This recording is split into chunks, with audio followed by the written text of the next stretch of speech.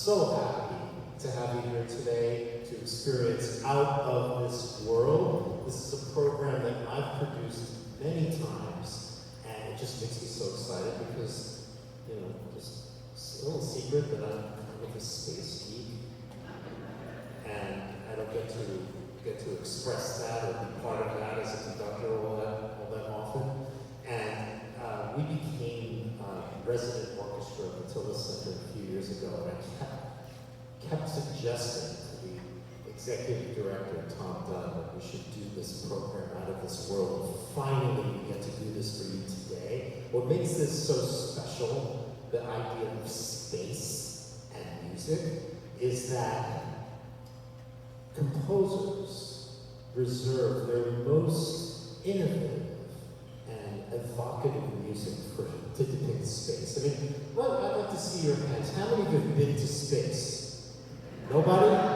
Yes. And that's the whole thing, because as human beings on Earth who've never been to space, what we have to do to kind of come up with what space is like, whether we're filmmakers trying to depict space in 2001, The Space Odyssey, or the producers of Star Trek or Star Wars, we have to bring our A game to make that real for people, because we don't know what it is, right? And so composers, when they write music for space, they bring their A game. They bring a huge orchestra. We have a huge orchestra here. We have so many different types of instruments that you don't normally see. A euphonium and 2 bass chimes over here, 2 synthesizers in the orchestra. It's amazing. The sounds you are going to hear are amazing. But to make this event amazing, we have to get the science right. And so in order for us to do that, we have to bring in a scientist. And so I would like to introduce the amazing Dr. Jackie Faherty to help us bring the science and the music together. Jackie.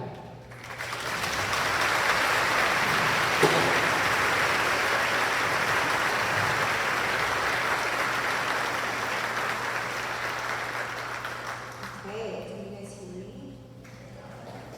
Okay, good. I can't see you, but I'm assuming you're there. My name's Jackie Faherty. I'm an astrophysicist. I work at the American Museum of Natural History in the Hayden Planetarium. Did I hear almost applause for that?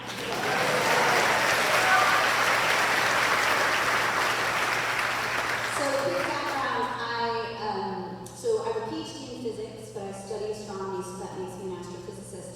And my expertise is in studying the atmospheres of worlds beyond our own. It's what I do every day. It's the bread and butter of what I think is inspiring a lot of people right now. And this concert series is particularly fun to do because I get to talk to you about the planets in our own solar system, and they're super weird compared to planets that we find. I mean, I thought I studied weird objects because they are around stars that are not our sun, but man, our solar system's weird. And I hope to set you up before you hear this amazing music with these amazing musicians with a little bit of a background on the planets before you start hearing them. So the way David and I have set this up, and we've done this a couple of times together before, is I run the images that you're going to see behind the orchestra here. I do it with my phone. That is why I have my phone. Kids, put your phones away. I'm the only one that gets to have one on stage. And so I'll run the images. There's a couple of different videos that I've rendered for you of imagery. Each different planet has a different kind of like baseline of info for it. And I'll talk about each planet beforehand before you hear the composition of the planets. And David will then tell you all sorts of things about the music. So that's our team up pair, right, David? Good. All right, so we're going to start with just a quick reminder of this image here. You guys can all see it. So even though that kind of looks like CGI, kind of, it is not. Every single planet that you see there, that's an image that was taken from space of that world. Now notice the shape.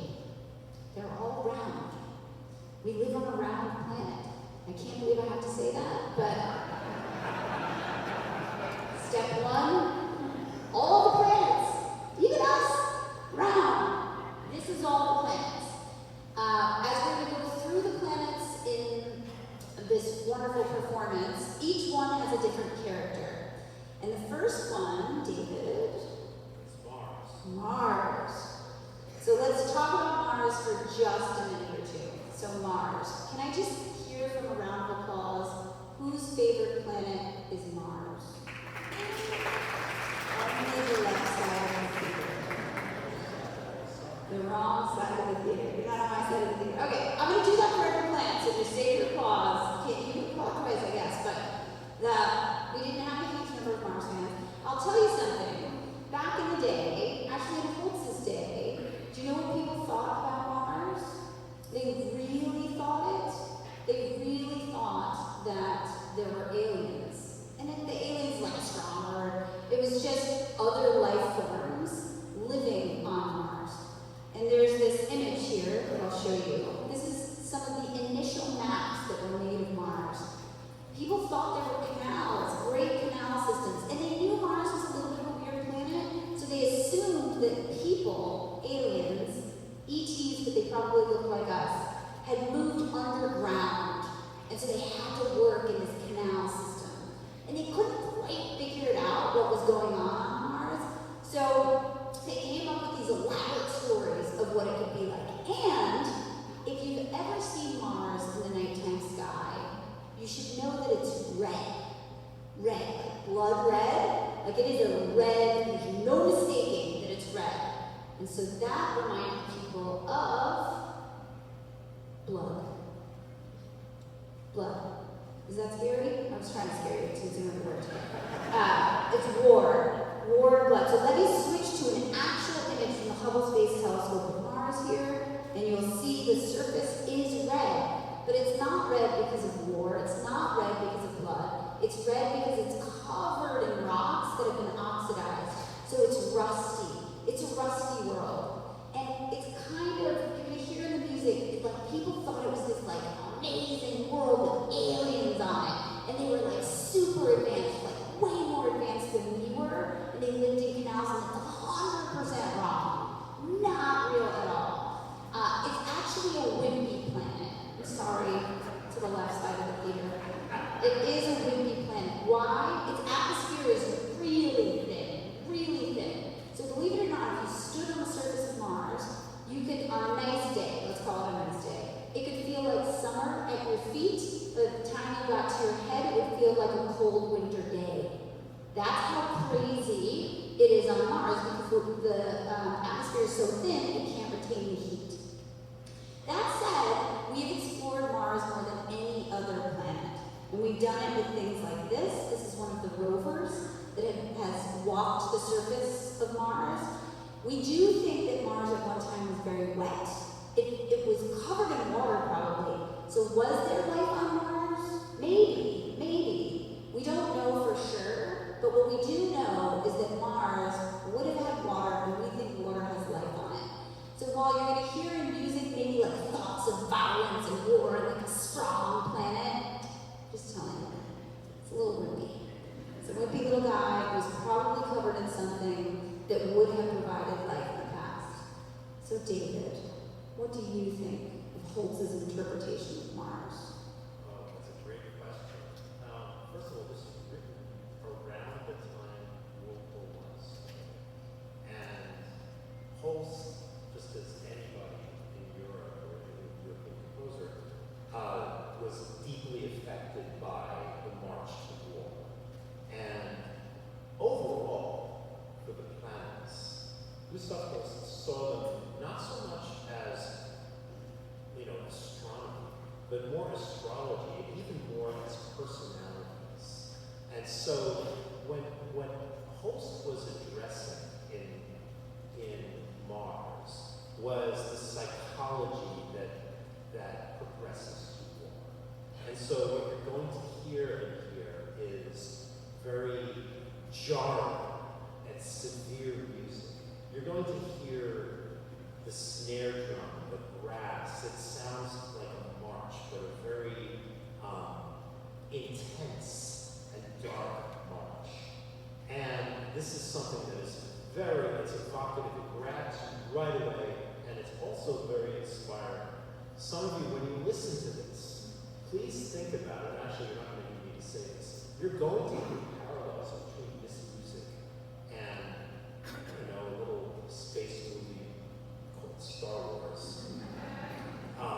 John Williams certainly got a lot out of Massapequa, especially out of Mars. So I'm going to, right now we're going to play Mars for you.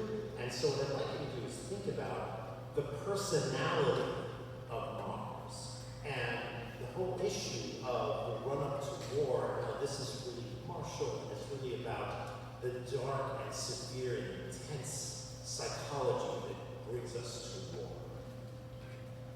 Good. Are you ready? Are you ready?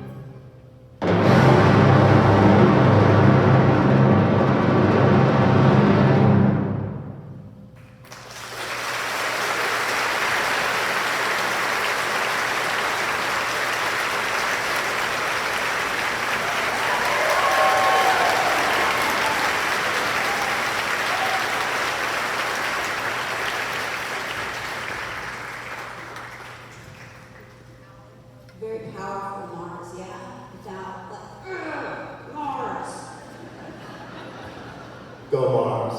Go Mars! But I'm telling you, it's a wimpy planet. It's half the size of Earth. I'm not trying to compare, but size does make some differences when it comes to planets. And Mars is smaller, and so it can't retain its atmosphere in a solid, nice way. The next planet, though, the next one, this beauty of a planet, this is an image of someone standing on an arch, and that what looks like a star in there is Venus. Quick check. Favorite planet by applause. Whose favorite planet is Venus? A little surprising. Here's the story of Venus scientifically.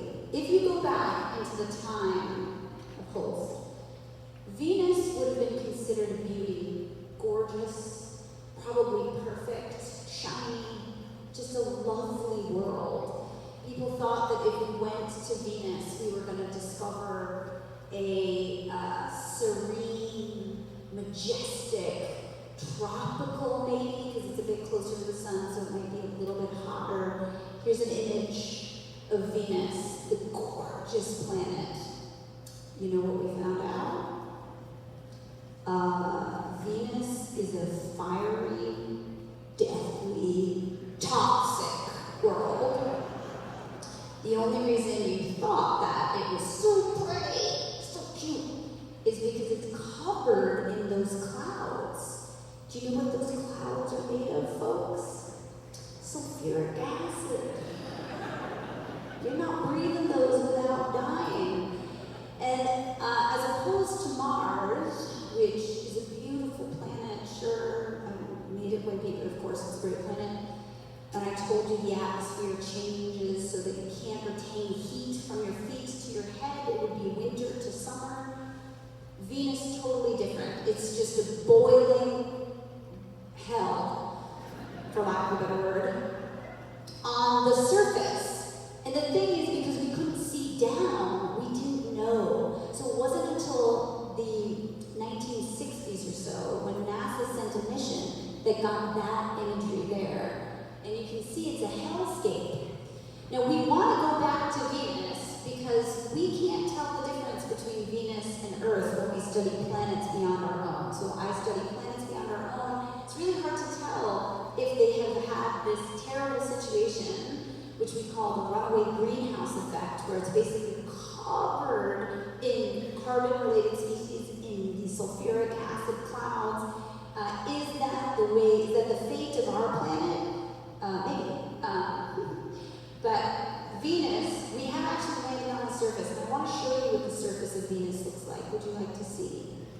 Say yes. Yeah. You didn't have to applause, I was going to show you. The Russians sent many probes to Venus. They're called the Venera probes. It means Venus in Russian. They sent them, and this is a cool image that it was made in virtual reality. That's showing you what it would look like if you were able to look around. And that's one of the probes that Russians sent many of them over to land and try to survive. The ones that lasted the longest and survived the surface of Venus, and these were like titanium, built to withstand the pressure, they lasted 2 hours before they were crushed. The ones that couldn't last as long lasted 20 seconds. I'd still go to Venus over Mars for a variety of reasons. And this just gives you an idea of the surfaces of different worlds. So Venus, what you might hear in this piece, is maybe more respective of what people thought back then. Like an ethereal, beautiful planet. Something that probably when you got there, you'd be like, you'd go swimming and have so much fun and not be killed by the tremendous pressures of the atmosphere. So I'm just setting you up to hear things, but know how different the science is of today of Venus. So David, tell us what you think of Gustav's interpretation. Well, Gustav Holst thought of Venus as, and he used these words, the antidote to Mars. So whereas Mars was the psychology of someone, of people approaching war, Venus was the psychology of people approaching inner peace. That's according to Gustav Holst. And it's interesting when we talk about all of these planets and how Holst represents them. Sometimes he gets the science right. It might be by accident. Total accident. But sometimes he gets it right. And what's interesting here is that there are two properties, actually three properties that the music can elucidate really well. One of them is brightness or light. You can hear light in music. Another is motion. You can hear motion in music. And so the third is distance, but we'll get to that later when we're more distant. But here we talk about light and motion. Here in Venus, it's very interesting because you're going to hear motion at the same time that is slow and fast at the same time. So it's almost as though you can hear the atmosphere of Venus very thick and almost still or slow moving. And you can hear Venus's orbit now. How's Venus move? Oh, I should have told you guys this. This is important. So Venus is a very weird planet. Its day is longer than its year. So it takes longer for Venus to spin on its axis than it does for it to go around the sun. And it's also rotating of all of the planets. It rotates backwards, the opposite. So the sun rises in the east and sets in the west here. It does the opposite on Venus. There was no way Holst could know that. No, of course not. But it's interesting how some of these things align. Totally. Right? And I think, so when you listen to Venus, we're going to play Venus now. It is beautiful music. It really does convey what it's like to be at peace. You can hear that through this music. But you can also hear the motion. You can hear different kinds of motion. That's almost what you were saying, how there is the slow motions and the quicker motions. So here we are. Gustav Holst, the planets, Venus.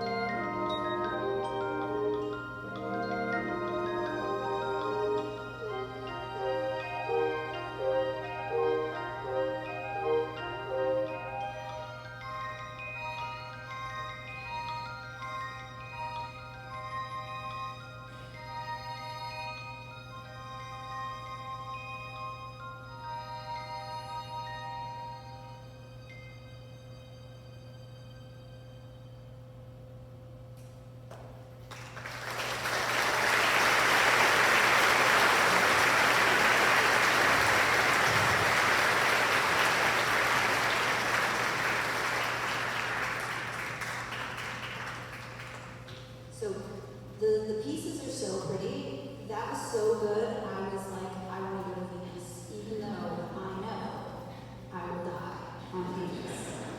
But that's just to say, sometimes the music can actually make us feel something very different than what the world might be like. And that brings us to the third planet, which is Mercury. How many people want to vote for Mercury as their favorite? One person. I heard some, yeah, they were a little late coming in. I had a feeling Mercury was going to make a lot of people's top 10, or top 9, top 8. No, 8 minutes. It was top 7. Right, 7. Okay, so Mercury. Mercury's a fun one. Mercury's the closest planet to the sun. And we visited Mercury with 2 different missions so far. There is a mission called Messenger and Mariner 10. There's a third mission, and it's been on its way to Mercury. It'll probably get there in next year. It's called Bepi Colombo.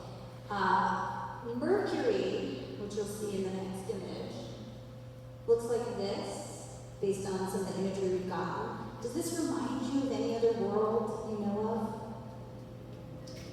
The moon, right? A lot of times I show this image in public talks and I say, what object is this?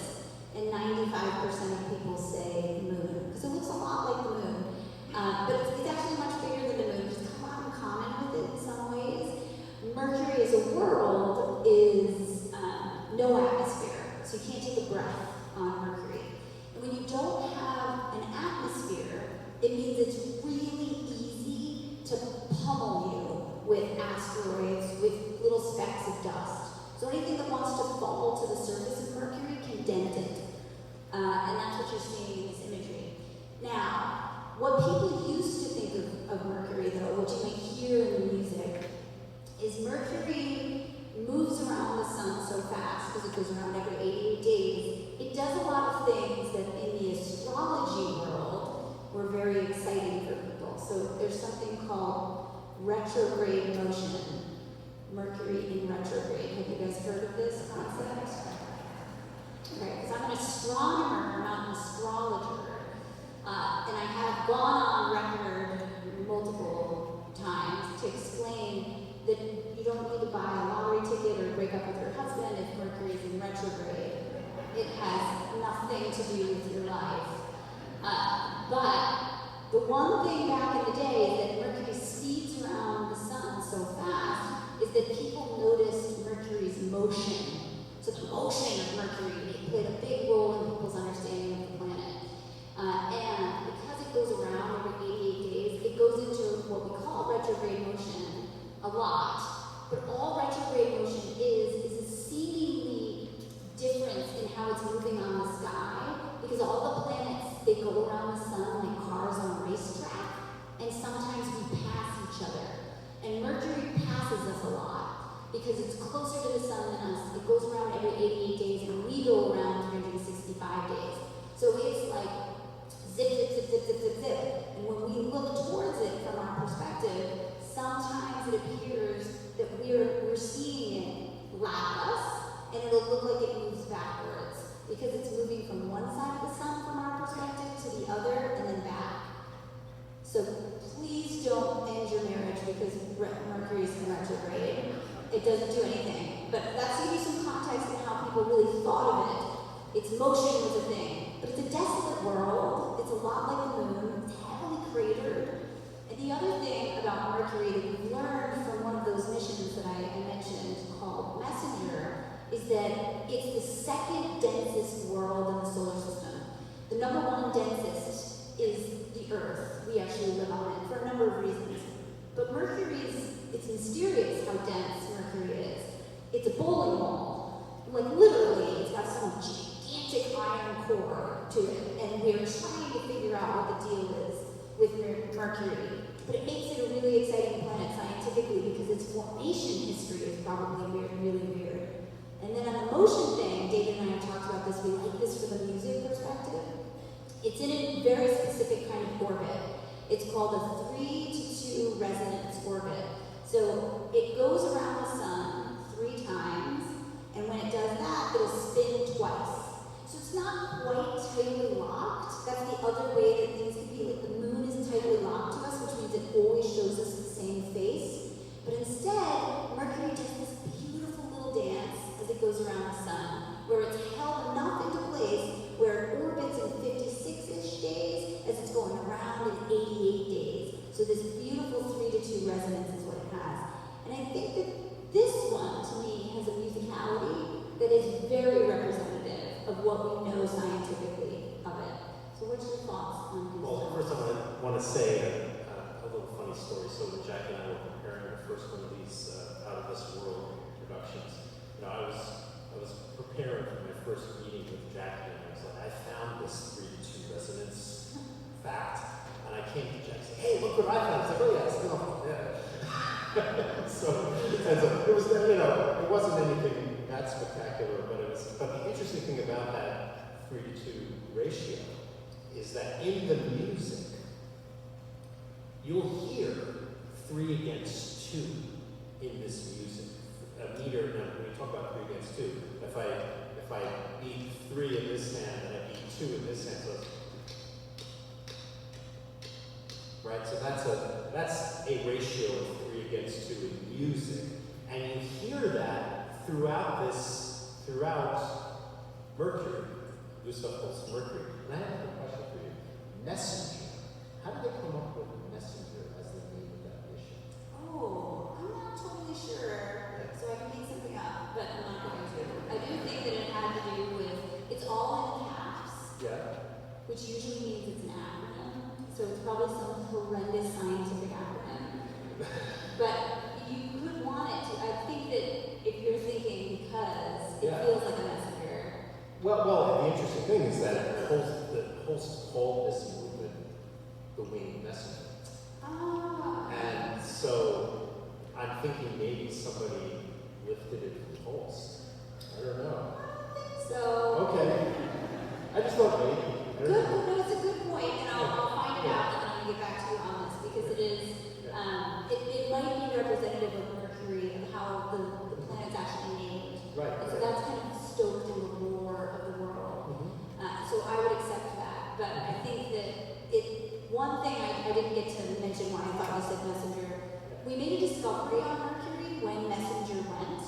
So it found, there's all the craters, as I mentioned, you can see them in this image, and some of them are very, very cold. So the thing on Mercury is because it doesn't have an atmosphere. If it's facing the sun, it's definitely hot. It's like 900 degrees Fahrenheit. If it's not, it's like minus 900. It has a crazy range. Even though Venus is hotter, will kill you, more likely kill you. But in one of the craters, they found, for lack of a better word, this like amino soup goo. They could see it. They were studying it with this mission called Messenger. So we don't actually know how life got to Earth. We don't know. Right. We think that there were messengers, and messengers were probably comets or asteroids that hit the Earth and brought us some of the building blocks of life. But we don't know. It does look like one of the things people see when they look at Mercury is maybe in one of those craters, especially ones at the poles that are constantly in shadow, so very cold. They think they might see some of the possible original kind of soup that might have been hit by an asteroid, landed in one of the craters, preserved there, and you might see the building blocks of life on a planet like Mercury, preserved. So that has a messenger aspect to it. Awesome. So the important thing here, we're gonna play Mercury right now. I spoke to you before about motion and light as two things that music can depict very clearly. And as Jackie mentioned, Mercury has a very fast orbit. And you're going to hear this music depict a speed of motion, which could be related to Mercury. So here we go. Gustav Holst, the Planets, Mercury.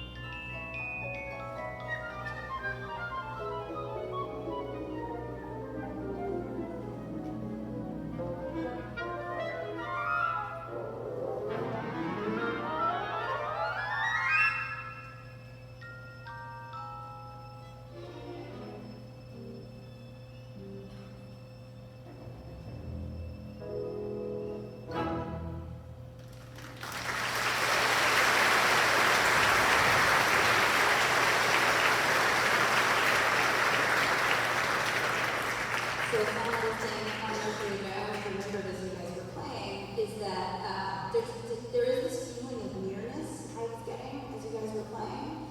And of all the planets, so Venus and Mars are on either side of us and are closer to us than Mercury is. But because Mercury goes around the sun so fast, on average, the planet that is closest to the Earth is actually Mercury. It's a little bit of a weird fun fact. I'm sure it'll show up on Jeopardy someday. So if just answer it that way, trust me, it's Mercury on average. Next planet, this one is Jupiter. I didn't ask that. So, by default, whose favorite planet is Jupiter? I'm going to applaud too. This one is near and dear to my heart. This is an image of the nighttime sky taken by a good friend of mine named It's showing the Pleiades on the upper left. Then that's Jupiter here, Venus, which outshines Jupiter, but that's okay. And then the star called Aldebaran. Jupiter is an absolute gem of a planet, and I often call it the bouncer of the solar system. It is actually a bouncer. It's big. You could fit the mass of the entire solar system. You could fit Mercury, Venus, Earth, Mars, the entire asteroid belt, Saturn, Uranus, Neptune, Pluto, the whole Kuiper belt. All of it in mass can fit inside of Jupiter. That's how big Jupiter is. It's really a big, huge planet. And it's so big that it takes a lot of the hits in the solar system. Meaning, there's a lot of times that debris comes in from, it could be coming from the outer part of, it could be coming from the Kuiper belt, where the long period, where the short period comets are. It could be coming from the Oort cloud, rocks that are just kind of coming in, or icy comets. And Jupiter, because it's so big, it deflects them, and it takes the hits, meaning it gets hit. Jupiter gets hit a lot by rocks, and it's taking them, instead of us getting hit, Jupiter gets hit. So I often tell people that I think that if I'm going to design a solar system where I'm going to think there's life on it, I don't just want an Earth-sized planet and an Earth-sized orbit from a sun-like star. I want it to have a Jupiter. That's how important Jupiter is to Earth. And now the imagery of Jupiter. This is going to be the most visually gorgeous portion of the presentation, frankly. So this is an image here of Jupiter. This is not a painting. This is what Jupiter looks like. Jupiter has bands of these clouds on it that would kill you. It's kind of the theme that I give in Out of This World. Everything will kill you, except for Earth. Unless we do something bad to Earth, then it will kill us. And Jupiter is astounding as a planet. I'm going to show you a zoom in next of some of the clouds on it. Do you see it looks like a painting? Would we all agree? So these aren't paintings, these are storms. These are storms with hurricane force winds that are moving around. They're boiling around on the surface. Here's another one. These are all images that were taken of Jupiter from a mission called Juno that is currently orbiting the planet right now. Just taking images every day, and during the performance, I'm going to play some of those images for you in just a render little film. It's an amazing planet, and at the time of Holst, Jupiter is an OG planet. It's naked eye. You can go outside and you can look at it. You can see it right now. It's a little close to the sun, so you have to look for it at sunrise or sunset, because it's currently in its position in its orbit around the sun. It's a bit close, and so that's when you have to look for it when the sun's up and when the sun's down. But you can see it throughout the year. I get phone calls from friends a lot where they're like, "There's this really bright star. I've never seen it before." And I'll say, "It's not a star. It's a planet, and it's Jupiter." And you can realize that you could just see it. You just walk outside and you can see it. It is big. It's big, like I said, but it's also kind of jolly. Like I could see this music that Holst put together. I think gives it a personality that blends well with the way I think of the planet too. Just remember the bouncer idea in your head, like big, boisterous, but it takes a lot of the rocks away from all of us. It has storms raging on it that are quite famous. There's one called the Great Red Spot. It's been going on for at least 300 years. It's currently shrinking. It's getting smaller and smaller. We don't quite know why. But you could fit Earth a couple of times inside of that one storm. That's how big Jupiter is. So when you hear the piece, I think you can get both things all at once. I think you can get the modern day interpretation, as I say, bounce with the solar system, taking the hits, swirling with these crazy clouds, but also how people used to think of it. It is definitely something that no one misses in the nighttime sky if they're paying attention to it. What are your thoughts on Holst's too? Well, that's exactly what you said. I mean, Holst used the word jollity to describe the personality of Jupiter. And if you look up jollity in the dictionary, it's jolly, but with a big personality, everything you said. And, you'll hear that in this piece. I mean, it's interesting when you think about the parts of the planets that everybody knows. One of them is Mars, and one of them is Jupiter. Those are the two planets that most people know when they listen to. And, I mean, there's good reasons for that. Jupiter was used as the theme song to McNeil Lehrer News Report on PBS. There are many places that Jupiter's music was used. But when you listen to it, you do hear that big personality. You hear that in many ways. You hear it's one of the bigger orchestras. You think about which instruments are playing. It's most of the orchestra playing. Also, there's a middle section in Jupiter. It's not just this big bouncing personality. You'll hear kind of an austere, legato, singing chorale in the middle of this. And when you think about it in terms of psychologically and personality, that big personality of the bouncer has a sweet spot too. And that's what you hear in the middle of Jupiter. So, Holst the planets, Jupiter.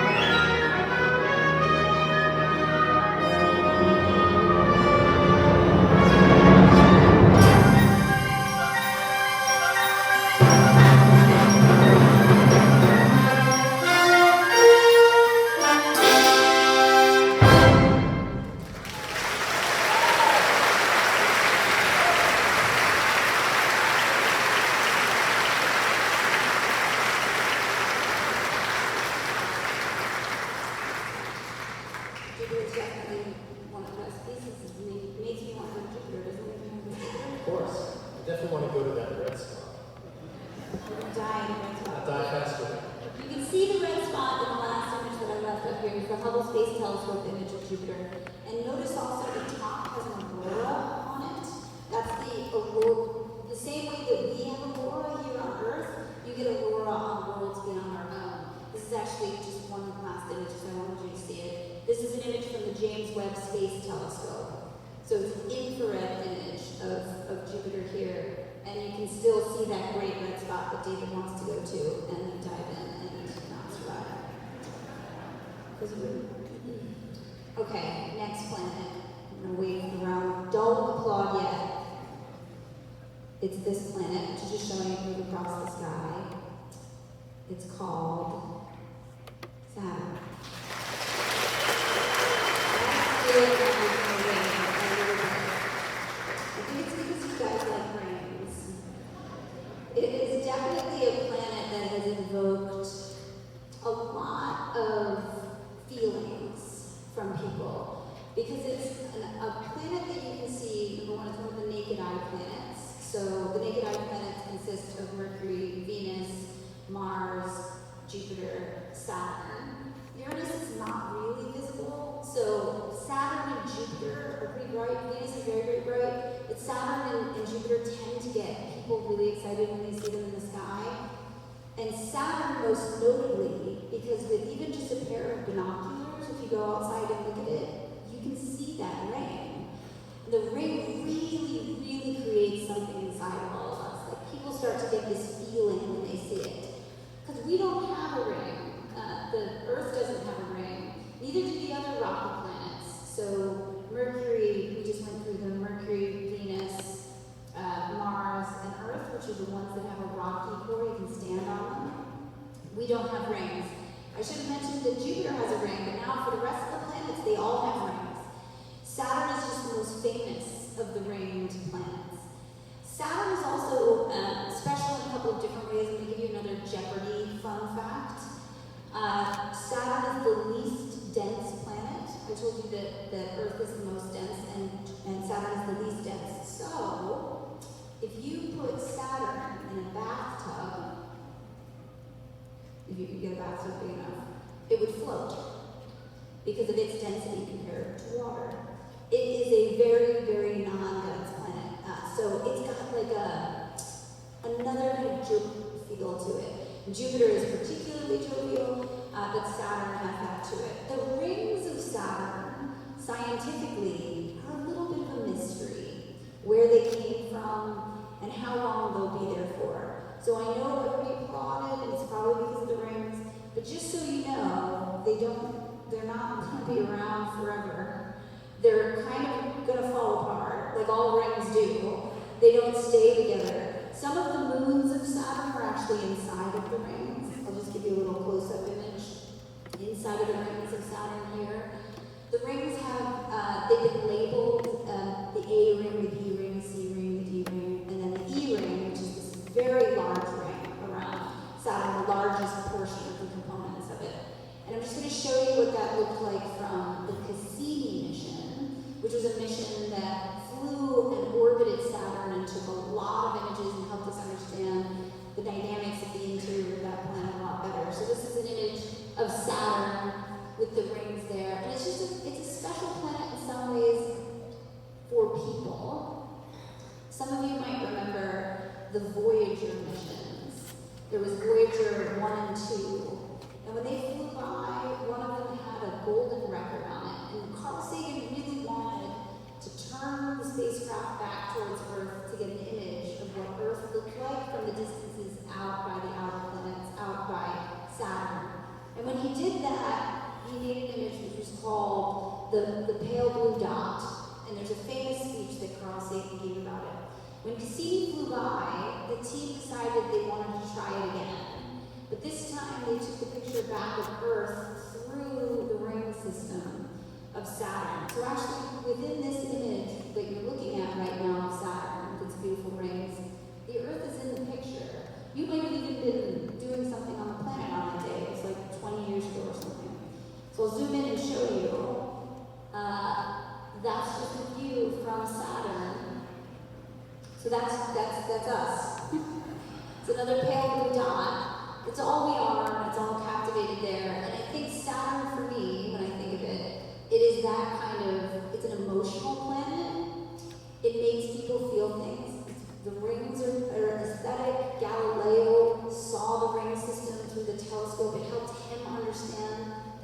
wasn't the center of everything. The ring system is almost another solar system around Saturn. Its moons are a whole different kind of system, like a solar system. So it's got this beauty to it. Saturn is probably the planet that most people think of when they think of beauty in planets. And so I think you get some of that in the music. Absolutely. The music is quite beautiful. But there's an interesting thing. I remember I spoke earlier about the three things that music can depict, right? So there's motion, there's light, and there's distance. And when we start to get to the outer planets in Holst's The Planets, not again, it's dealing with astrology and astronomy, but again, this might be a coincidence. But when we get to Saturn, you're going to hear a more ethereal and introspective music. And so at the end of Saturn, you're going to hear a beautiful, introspective, you're pondering, you're thinking. It's thoughtful music with the harps. You'll hear the bass chime. Remember I spoke about the interesting instruments that we have in the orchestra as a result of a composer trying to depict space. This is where you hear the bass chime. And this work is focused on showing the passage of time and focus on the distance. And so you're going to hear that through this music. So, Holst the Planets, Saturn.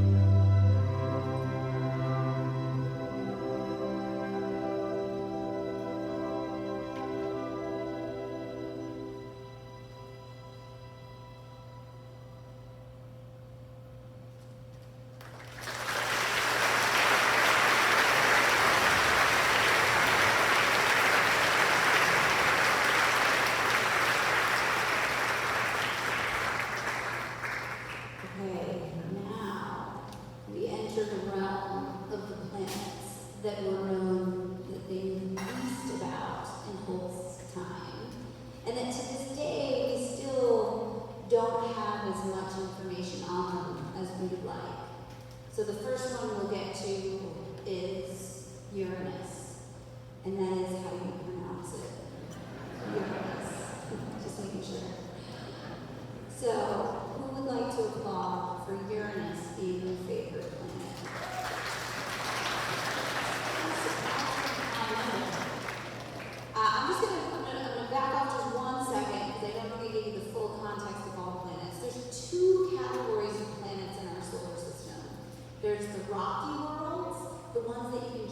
down on, there's a rocky core to them, and then we just have an atmosphere surrounding them. In the case of Mercury, it doesn't have one. But that's Mercury, Venus, Earth, and Mars. Those are the 4 rocky or terrestrial worlds. Then the other category that we have are the giant planets. Jupiter and Saturn are the big ones, and they're mostly just balls of gas. So that if you try to fly through Jupiter, there's no guarantee that you're going to find any surface to stand on. You might get something as you get closer to the core, but it'll kill you as you try to get in. But they're gaseous. They're made of a lot of hydrogen and helium.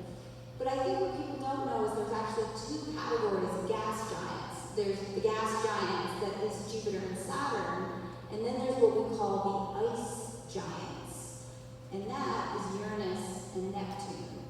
So Uranus is actually quite a gorgeous planet. It was discovered, it's a naked eye planet, meaning you can see it with your eye, but only if you got really good eyes, and it's really good conditions. So it's very hard to see Uranus with your eye. It's just a little too faint.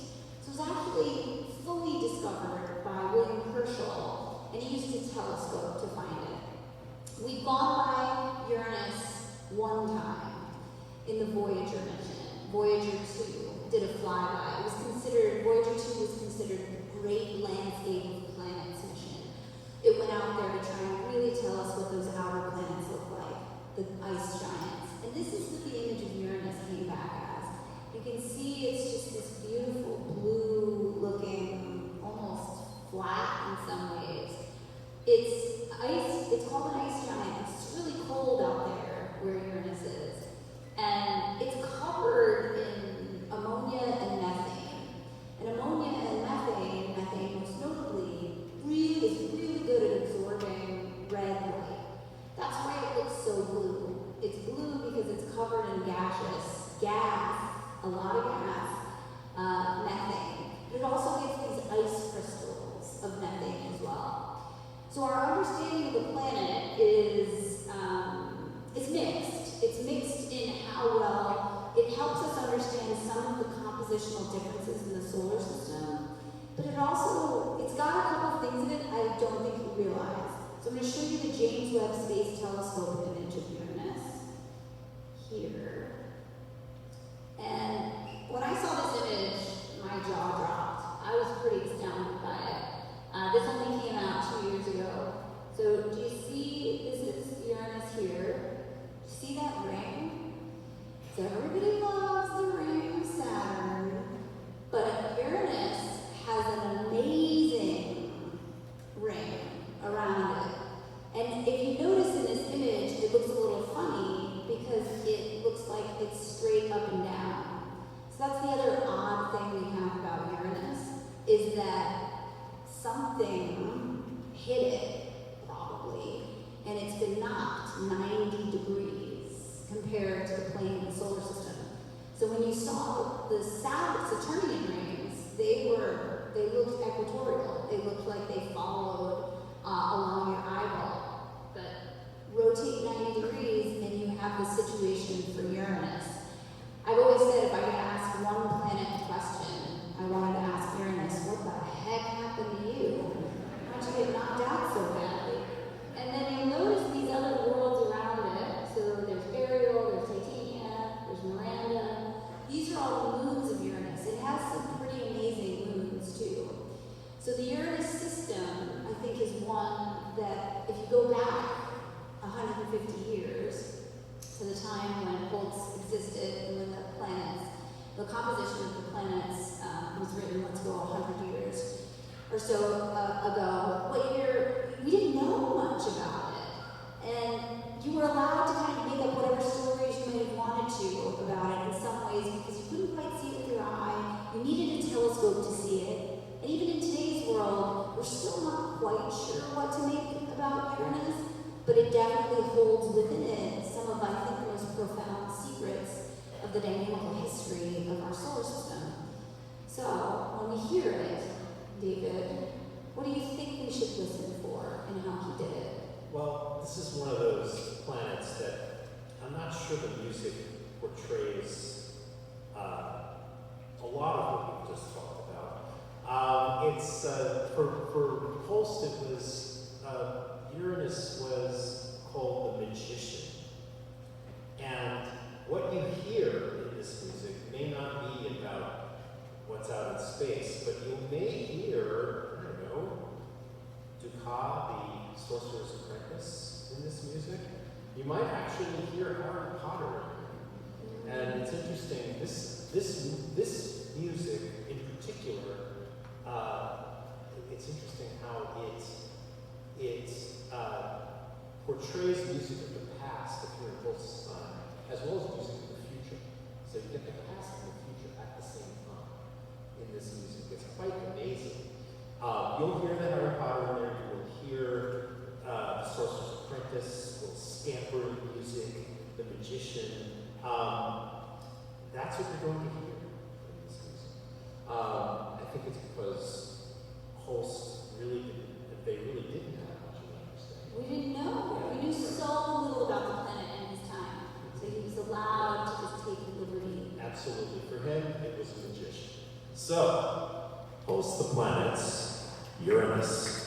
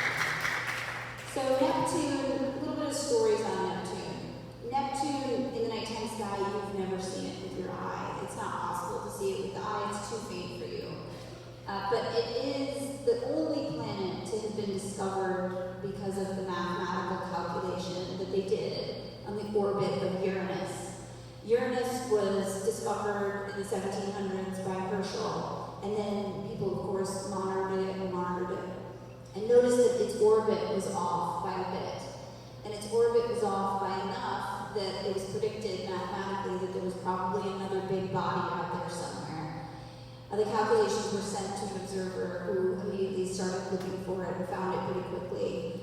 So it was a mathematical calculation that led to it. We've flown by Neptune to get close-up images only once as well. And this is what we saw when we flew by Neptune. It was once again in Voyager 2, the Voyager 2 mission. It is a planet very similar to Uranus in some ways. They're both the ice giants, as I mentioned.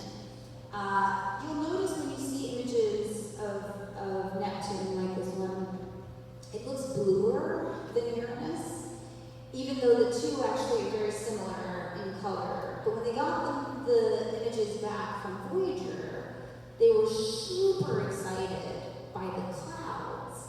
So similar to how Jupiter has these storms raging on it, Uranus, Saturn, Uranus, and Neptune all do too. They have these crazy, crazy storms. The little mystery fact for you is that Neptune, folks, is the windiest planet in the solar system. The winds move at supersonic speeds on Neptune. It's really mysterious what's going on Neptune. The winds move 13 times faster than they do here. You can get winds moving at a speed of 1,500 miles per hour. That's faster than the speed of sound. It means that the storms are crazy, so just to keep with my theme, they would kill you if you got close in there. They're very, very dangerous winds. But it means they move the weather around rapidly on Neptune. And when they looked at it in Voyager, they saw a spot, they saw a dark spot. It's called the dark spot of Neptune. You can kind of see it in here. It was a crazy storm. And they tried to monitor it. All the images that I've shown you are either taken by one of the space-based missions or the Hubble Space Telescope, or maybe I've thrown an image in here that was from a ground-based telescope that got some really high-resolution imaging on one of the worlds. But they monitor it, and unlike the storm, the Great Red Spot on Jupiter, the one on Neptune went away completely. It just disappeared. We think it's because of these crazy winds that it has. So Neptune has a lot of mysteries on it. You might have seen in the news last year or two, oddly enough, for the ice giants, Uranus and Neptune most notably, we actually think that it's got an ocean. It's weird, it'd be a weird ocean, but it's deep down in it, and it's below the cloud tops, and it'd be a pretty hot ocean that exists on these worlds. It's a mystery we're trying to solve, and there's missions that are slated to get out there to the outer solar system to study the ice giants, because we think interior physics of planets could be solved if we could get out there and start studying these things. But what you'll hear, I think, when you hear Holst's version, is just a lot of the mystery that existed about the planet. We still have mysteries today about that planet, but back then, when he wrote it, we knew so little. We barely knew what the thing was going to look like. It does have a ring. Saturn's not the only one, Uranus is the only one, Jupiter isn't. It has a beautiful ring as well. Just to give you a quick look, this is the James Webb Space Telescope image of it. Again, astounding. It's got this giant moon named Triton that was found like 3 days after they found the planet. But it's a gorgeous, beautiful world that we're still trying to figure out. So when you hear the piece, you can think of the mystery. Because I think David Wright Holst also wrote a lot of mystery into this final piece. Absolutely. And when we spoke earlier at the beginning of this event, when I spoke about how composers, they basically brought their A game when they wrote music about space, because it's the ultimate subject for music. It's one where they get to create the imagery, the musical imagery, from nothing. And there's no expectation for what that is, so they have to really bring a A game to it. And of all the planets, and we've heard today so much innovation and incredible sound worlds and all these by far the most mysterious of all of them. And you're going to hear so much that is unique in Neptune. So, Holst the planets, Neptune.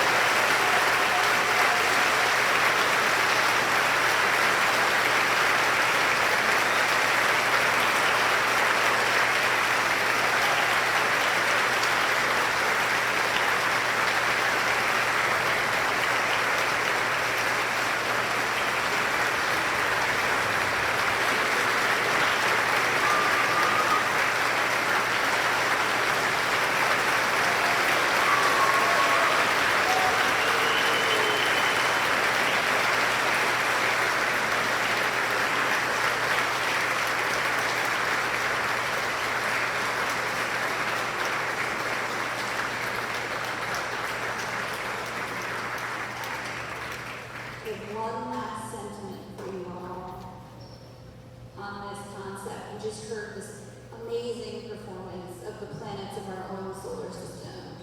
I rendered this video to give you a little taste of what might be the future, what might be a different Gustav's planets or a Bernard's planets of the future. And that's this video that's going to show you the worlds that are beyond yours. So we're going to start on Earth, and we're going to fly away from Earth. And as we fly away, what you're going to see is our solar system come to life. So that's the Earth with its moon orbiting. The lines of the other planets will come on next. We're in New York City, so I have to point something out. You see all these dots? So these are called stars. We see them in the nighttime sky. Back on this, remember, stars, constellations, and astronomers like myself have been searching around stars, other stars, to see what planets they may have, what kinds of other worlds might be out there. This is our solar system coming to life as we fly away. There will be only 8 planets as we go away. Pluto's not on there, sorry folks. He's also not on Gustav's planets. It keeps going back. But the point is that there are so many worlds in here. And let's see if they'll actually play. If not, I'll just get into the last thing. Right now, amongst the astronomical community, we've been searching. We have multiple methods that we use to try and find planets around other stars. We found 1995 was the first one discovered. It was an object called a hot Jupiter. It was a world that was orbiting so close to its star that it orbited once every 4 days. I told you Mercury was once every 88 days. The worlds that we found beyond our own are insanely exotic, and they have atmospheres and creative differences between them that are amazing. Now, every blue circle that you're seeing there in the video is a star that has a planet around it. The initial findings were small. We found them one at a time, and you can see astronomers publishing them one at a time. And then, about 12 years ago, there was a mission called Kepler, the Kepler mission. It used a method called the transit method, and it just blew the game wide open, and that's what all those yellow dots are. And I'm going to fly us out now beyond our solar system, so now we're light years upon light years away from home, and you're going to start to see the Milky Way galaxy come into view. And you can see we barely scratched the surface in terms of our searches. But at this point, we have over 6,000 planets that we found orbiting other stars. You can see that's a look towards the center of the galaxy, or the metropolis of the Milky Way. We're out in the suburbs in where we live, where the solar system is. We're in something called the Orion subarm. Each one of the worlds that we find, though, is so different than what's in our solar system, but also is so different from the next one that we find. So do you see, does this give you some context? Do you see that as we fly further away? We've found so many, yet we haven't looked all that far. The whole galaxy is probably peppered with planets. And this last image is just a zoo of what some of them might look like. So you just heard a composition of 7 planets and what Holst might have thought of what they sounded like, or felt like, or caricatured them. But there are thousands to write a composition about. There's thousands to get you guys creatively thinking about. None of them look habitable for us. We're not going to leave this rock and go somewhere else, even if we want to. We're not going anywhere. We have to preserve the planet that we're on, but you can always think so creatively.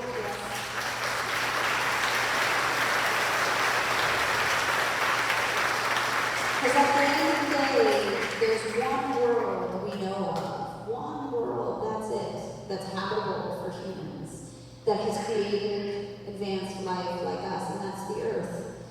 But what else might be out there should make you think so creatively about the universe. So, the next time you hear Gustav's planets, maybe there'll be a special piece, David, we could do, which would be exoplanets. That's right. The exoplanet suite. So let's give Jackie, Dr. Faherty.